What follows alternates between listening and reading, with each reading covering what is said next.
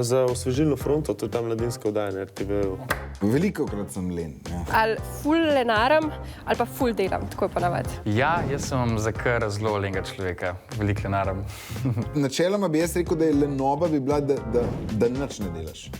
Ali pa da delaš so nekaj kontraproduktivnega. Zame je kontraproduktivno recimo Instagram. Ležim, igram igrice, velikrat gledam v strop.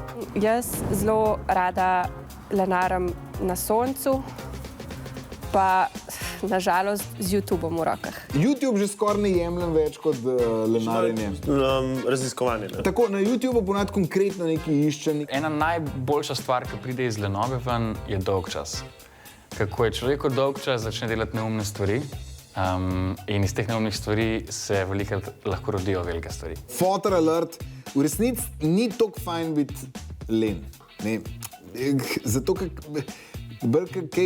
takoj narediš, večkrat kaj narediš, boljši boš v uni stvari. Kreativci so glih ljudje, ki v času lenobe ocenijo, zato ker jim takrat pridejo kakšne ideje. Nisem jaz ta človek, da bi iz tega, ne vem, jaz našla neko domišljijo, pa neko idejo, pa bi pol nekaj ful naredila. V mojem primeru to ne velja in tudi ne poznam toliko ljudi, ki bi čakali na dobro idejo in pol je res una ideja nora.